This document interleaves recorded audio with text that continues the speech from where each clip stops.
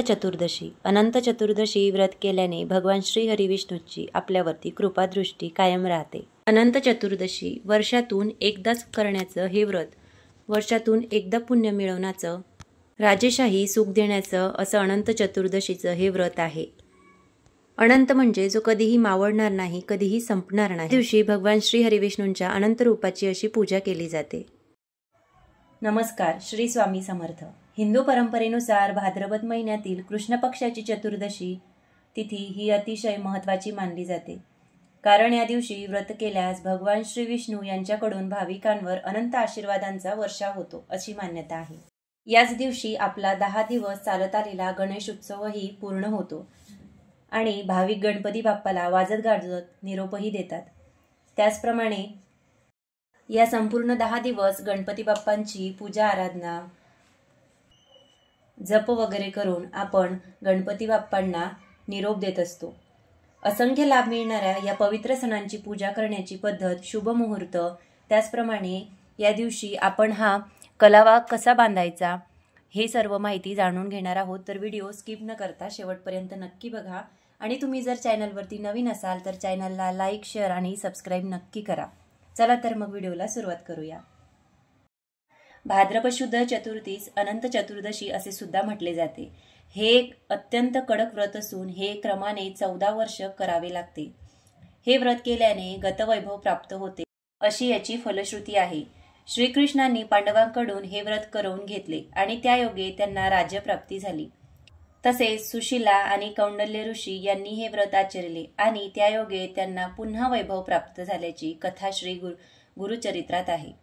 अनंत म्हणजे विष्णू ही या व्रताची मुख्य देवता असून शेष व यमुना या उपदेवता आहेत। व्रतकर्त्याने भाद्रपद शुद्ध चतुर्थीस मध्यंकाळी जलाशयात जाऊन स्नान करून भक्तिभावाने श्री अनंताची पूजा करावयाची असते। पंचांगानुसार यंदा अनंत चतुर्दशीची पूजा ही आपण 6 सप्टेंबर रोजी दिवसभरात कधीही करू शकतो। मात्र सत्यनारायणाची जी पूजा आहे ती आपल्याला उद्या करायची आहे प्रदोष काळात। तर हा जो कलावा आहे, हा जो धागा आहे पिवळा आणि लाल, तर हा आपल्याला कुठल्याही पूजा साहित्याच्या दुकानात मिळून जाईल। तर हा आपण घ्यायचा आहे आणि याची पूजा आपण करायची आहे। सोबतच सर्वात आधी आपण दिवा प्रज्वलित करून घ्यायचा आहे, दिव्याची पूजा करायची आहे। दिव्याला हळदी, कुंकू, अक्षदा हे अर्पण करायचं आहे। एक फूल सुद्धा अर्पण करायचं आहे। त्यासोबतच एक अगरबत्ती लावून घ्यायची। त्यानंतर प्रसादामध्ये आपण दूध साखरेचा नैवेद्य दाखवू शकतो किंवा मग एखादं फळ ठेवलं तरी सुद्धा चालेल। तुम्ही डाळिंब ठेवू शकता, केळी ठेवू शकता किंवा जे तुम्हाला उपलब्ध असेल ते फळ तुम्ही ठेवू शकता। आणि सोबतच हा जो लक्ष्मीनारायणांचा फोटो आहे तर या फोटोची आपल्याला पूजा करायची आहे। तर ही पूजा आपण दिवसभरात कधीही करू शकतो। तर हा फोटो ठेवून आपल्याला भगवान विष्णूंच्या अनंत रूपांची पूजा करायची आहे। तर सर्वात आधी आपल्याला हे बघा, हे विष्णू सहस्त्रनाम आहे। तर या विष्णू सहस्त्रनामाचे पठण आपल्याला करायचे आहे आणि त्याआधी आपल्याला हा जो धागा आहे हा भगवान विष्णूंच्या फोटो समोर ठेवून घ्यायचा आहे आणि त्यानंतर आपल्याला विष्णू सहस्त्रनामाचे पठण करायचे आहे। आता विष्णू सहस्त्रनामाचे पठण करून झाल्यानंतर आपल्याला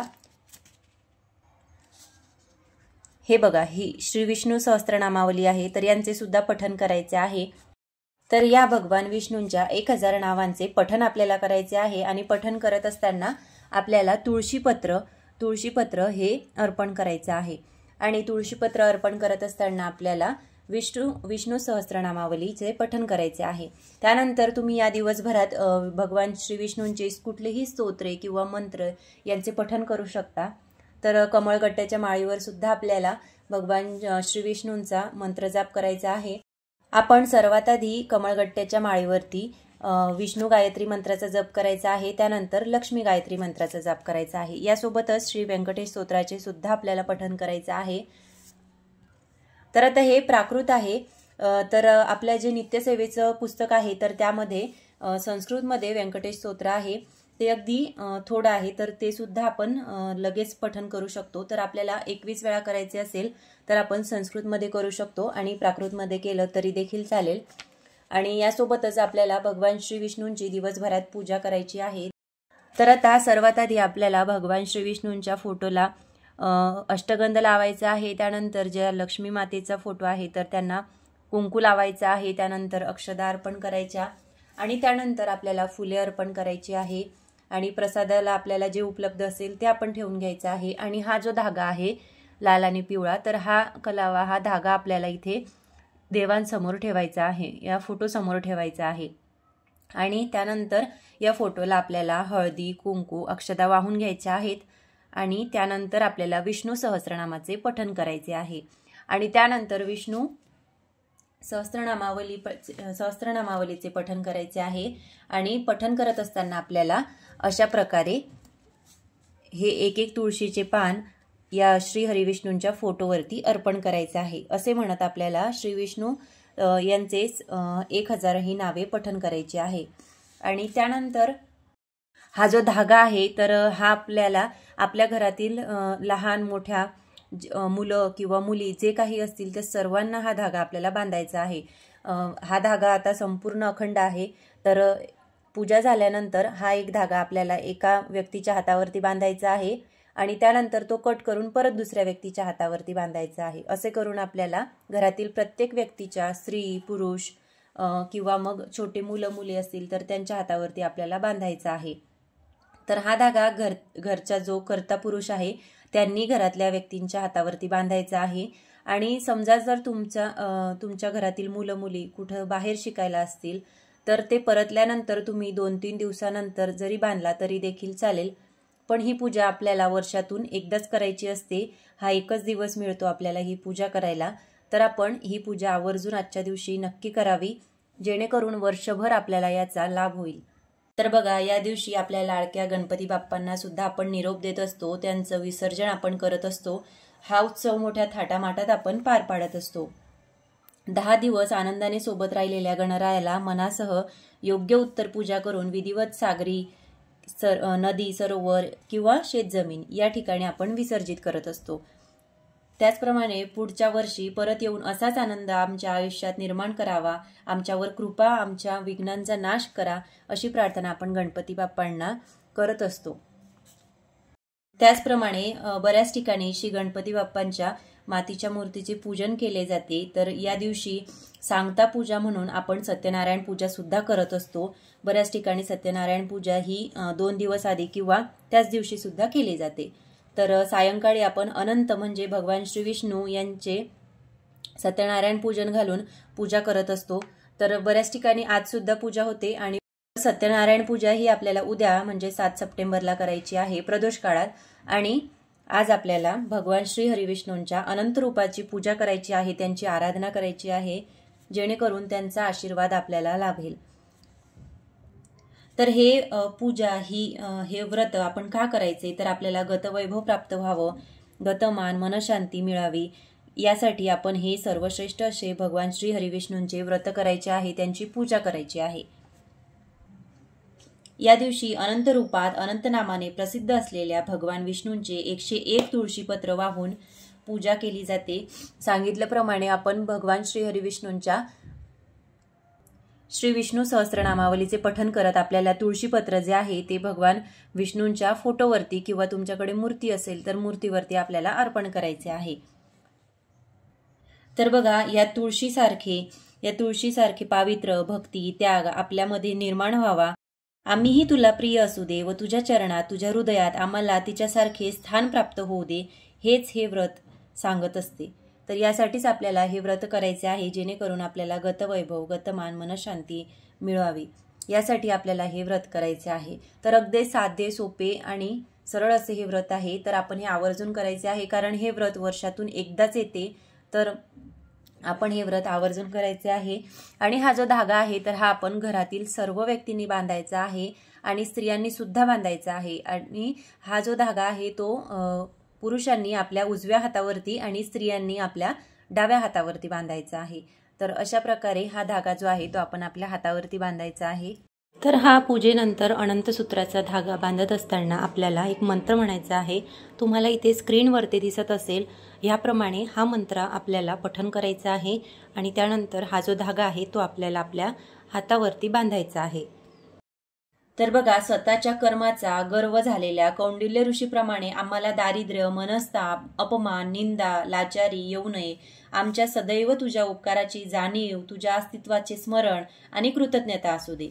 आम्हाला तुझी प्राप्ती होऊ दे. अनंत विश्वाला सामावून घेणाऱ्या प्रत्येक कणाकणाचा जो स्वामी आहे त्याच्याच हातात आपली दोरी आहे, हे भान असणे व त्यानुसार आपण कृती, विचार, आचार, स्वभावावर अंकुश असणे व त्या परमश्रेष्ठ प्रजापालक भगवान विष्णूंचे व त्यांचेच अवतार असलेले परब्रह्म भगवान श्री स्वामी समर्थ महाराजांचे सतत स्मरण, चिंतन, नामस्मरण चित्ती असू द्यावे, हे सांगणारा हा उत्सव आहे.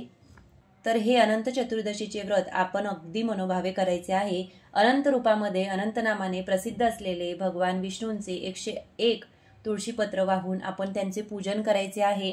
आणि अनंत चतुर्दशी व्रतामुळे गतवैभव, गतमान, मनशांती आपल्याला मिळते.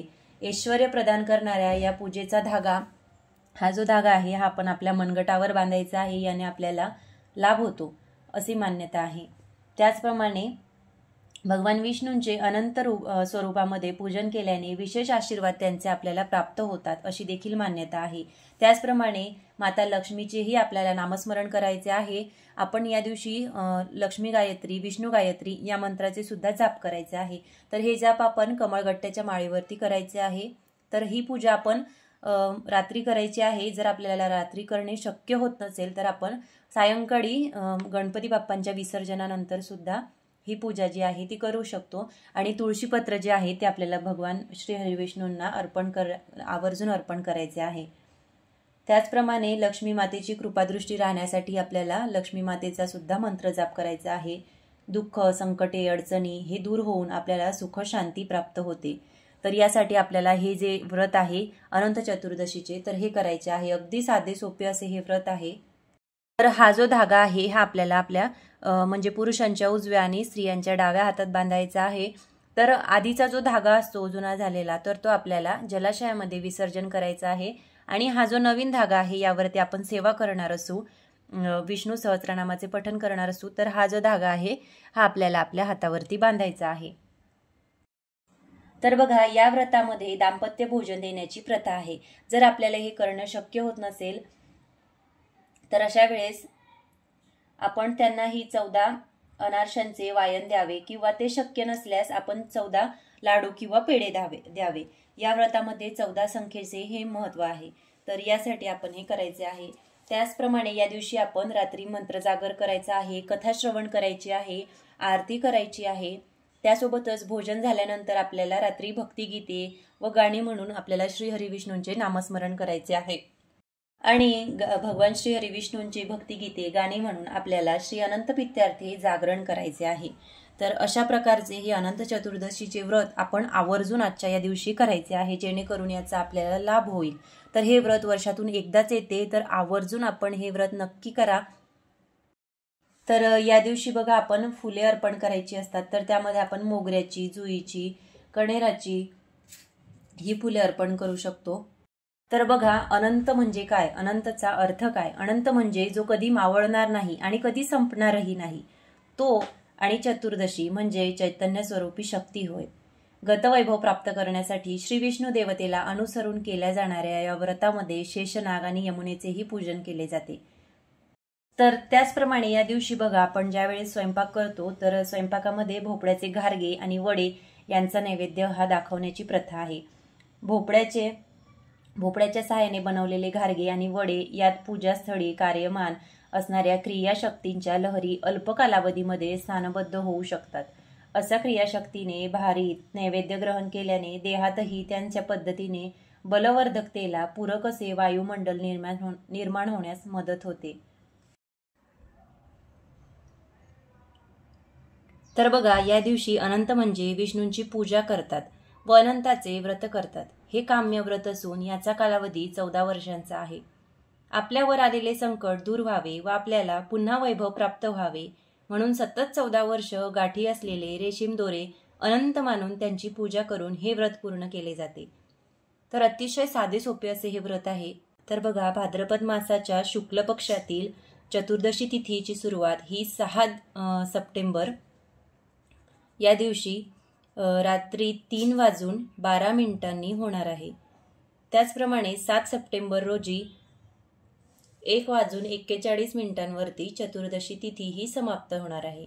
तर आपल्या हिंदू धर्मानुसार सूर्योदय तिथी ही आपली गणली जाते। सूर्योदय तिथीनुसार आपण व्रत करत असतो। तर या दिवशी 6 सप्टेंबर रोजी अनंत चतुर्दशी ही केली जाणार आहे। तर बघा, हा जो धागा आहे, हा अनंत धागा आपल्याला भगवान श्री हरी विष्णूंना अर्पण करायचा आहे आणि विष्णू सहस्त्रनामाचे पठण करायचे आहे। तर हा धागा जो आहे तो भगवान श्री हरी विष्णूंना अर्पण केल्यानंतर आपल्याला मंत्र म्हणायचा आहे। तर तो मंत्र असा आहे, श्री अनंताय नमः। या मंत्राचा आपण जाप करायचा आहे किंवा मग याऐवजी अनंत सागरे देव अनंता नमस्तुस्ते या मंत्राचा आपण जप करायचा आहे। आणि त्यानंतर हा जो धागा आहे, तर हा धागा आपण पुरुषांनी आपल्या उजव्या हातामध्ये आणि महिलांनी डाव्या हातामध्ये बांधून घ्यायचा आहे। तर अशा प्रकारची पूजा मांडणी करून आपण भगवान श्री हरी विष्णूंचे नामस्मरण करायचे आहे, त्यांची पूजा करायची आहे आणि सांगितल्याप्रमाणे श्री विष्णू सहस्त्रनामाचे आपल्याला पठण करायचे आहे। आणि विष्णू सहस्त्रनामावलीचे पठण करून आपल्याला 1000 तुळशीपत्र जे आहे ते अर्पण करायचे आहे। आणि आपल्याला हे साधं सोपं असं व्रत आहे, तर हे या दिवशी करायचं आहे। आणि हा जो धागा आहे तर हा सुद्धा आपल्याला आपल्या हातामध्ये बांधायचा आहे आणि याला हळदी कुंकू अक्षदा अर्पण करायचे आहे, नैवेद्य अर्पण करायचं आहे। तर अतिशय साधी सोपी आणि कमी वेळात आपली पूजा मांडणी होणार आहे। तर आपण आवर्जून करा, आपल्याला सकाळी करणं शक्य होत नसेल तर संध्याकाळी करा। अशी ही अगदी छोटीशी माहिती होती जी तुमच्यासोबत शेअर करायची होती। तुम्हाला जर व्हिडिओ आवडला असेल तर लाईक नक्की करा आणि तुम्ही जर चॅनलवरती नवीन असाल तर चॅनलला लाईक, शेअर आणि सबस्क्राईब नक्की करा आणि व्हिडिओला हाईप सुद्धा करा, जेणेकरून असेच नवनवीन व्हिडिओ तुम्हाला लवकरात लवकर बघायला मिळतील। परत भेटूया अशाच एका नवीन व्हिडिओ सोबत। तोपर्यंत श्री स्वामी समर्थ।